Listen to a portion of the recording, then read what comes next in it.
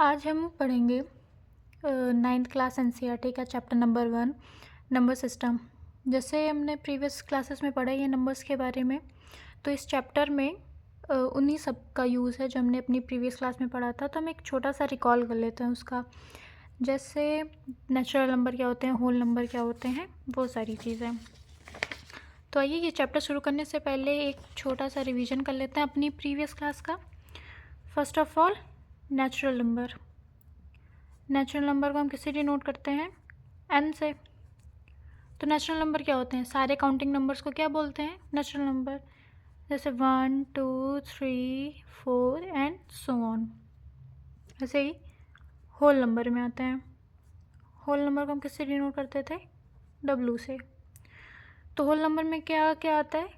0 1 2 3 and so on. इसके बाद हमने क्या पढ़ा था? इंटीजर्स पढ़े थे, ठीक है। इंटीजर्स को हम जेड से डिनोट करते हैं। ये लैटिन भाषा का वर्ड है, इस वजह से ये जेड से डिनोट होता है। तो इंटीजर्स में क्या आते थे? सारे काउंटिंग नंबर आ गए हैं, 0 भी आ गया है, अब नेगेटिव नंबर बचे हैं। तो इंटीजर्स में क्या होता है? 0 भी आता है, 1 भी आता है, 2 भी आता है, और इधर -1 -2 ये सब भी एग्जिस्ट करते हैं, और इधर इसके पॉजिटिव नंबर भी एग्जिस्ट करते हैं। इसके बाद हम बात करते हैं रैशनल नंबर की।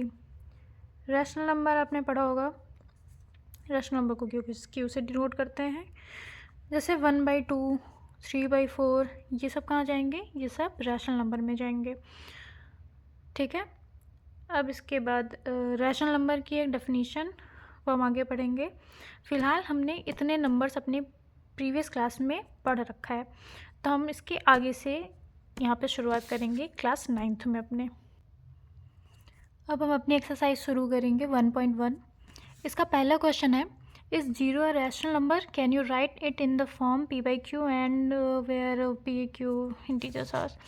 ओके, तो पूछ रहा है ज़ीरो क्या रैशनल नंबर है। इसके लिए आपको रैशनल नंबर की डेफिनेशन पता होनी चाहिए। रैशनल नंबर हमेशा कैसा होता है?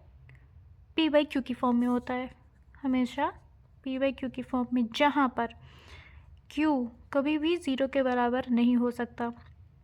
तो इसमें पूछ रहा है ज़ीरो के बारे में, क्या ज़ीरो रैशनल नंबर है?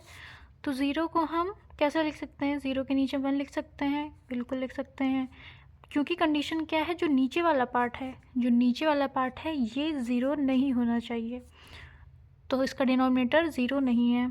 सेम ऐसे ही नीचे 2 भी लिखा जा सकता है, 3 भी लिखा जा सकता है, एंड सो ऑन। तो ये तीनों चीज़ें किसके बराबर हो जाएंगी? ज़ीरो के ही बराबर हो जाएंगी। तो ज़ीरो कैसा नंबर हुआ? Zero is a rational number. समझ में आया?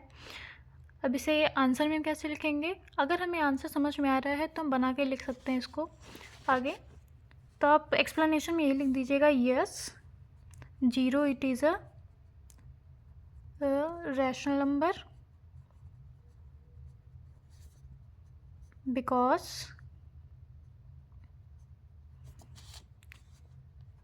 it has denominator which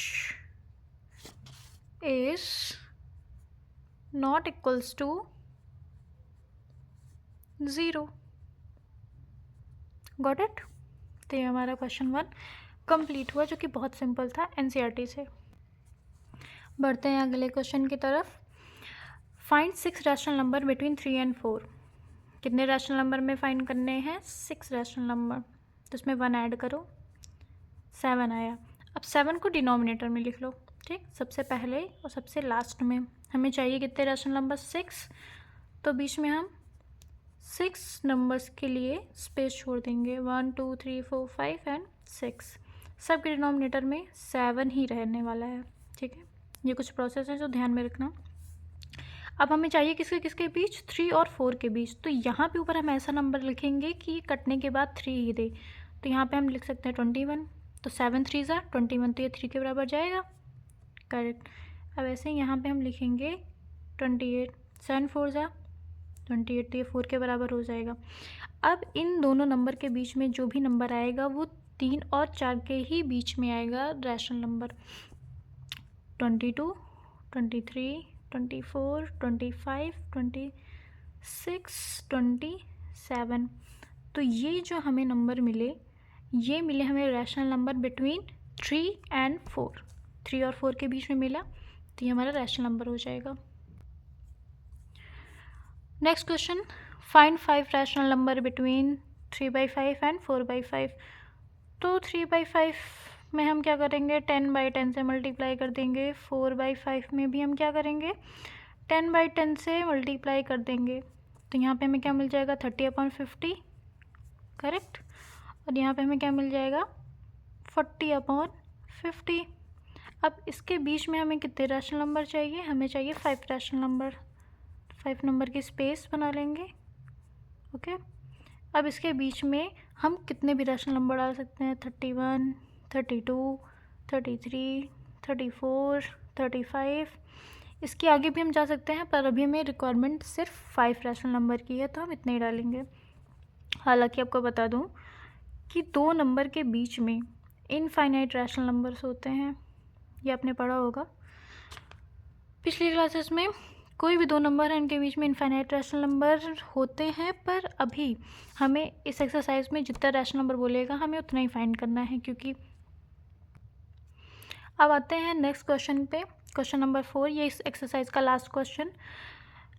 every natural number is a whole number. ये अभी हमने जो रिकैप किया था जिसमें नेचुरल नंबर होल नंबर के बारे में पढ़ा था, वो सारे क्वेश्चंस हैं कि every natural number is a whole number. सारे नेचुरल नंबर होल नंबर होते हैं, करेक्ट होते हैं। Every integer is a whole number. सारे इंटीजर में क्या क्या आते थे, प्लस वाले भी आते थे, माइनस वाले भी आते थे, वो होल नंबर होते हैं? नहीं, वो सारे होल नंबर कैसे हो जाएंगे? होल नंबर में तो सिर्फ पॉजिटिव नंबर्स आते थे, 0 को इंक्लूड करके, तो ये स्टेटमेंट हमारा गलत हो जाएगा।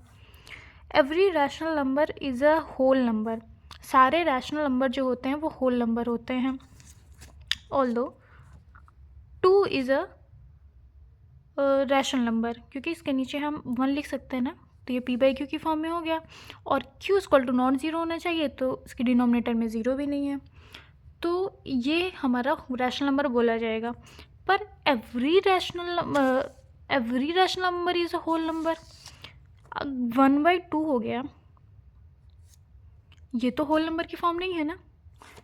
ये होल नंबर को हम बोल सकते हैं कि रैशनल नंबर हो सकता है, क्योंकि होल नंबर तो ये भी है, ये भी है, ये भी है, और ये रैशनल नंबर भी हैं, क्योंकि इन सबके नीचे हम 1 लिख सकते हैं।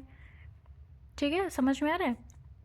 तो इन्हें हम रैशनल नंबर बोल सकते हैं, पर सारे रैशनल नंबर को हम होल नंबर नहीं बोल सकते, क्योंकि होल नंबर की कंडीशन क्या थी कि सारे पॉजिटिव नंबर्स आते हैं, माइनस वाला तो इसमें कॉन्सेप्ट ही नहीं आता।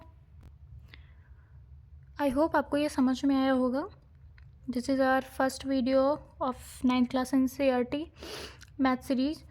तो ये हमारी पहली एक्सरसाइज आज ख़त्म हुई। अब नेक्स्ट वीडियो में हम नेक्स्ट एक्सरसाइज करने वाले हैं। तो आप बताइएगा आपको कैसी लगी ये वीडियो।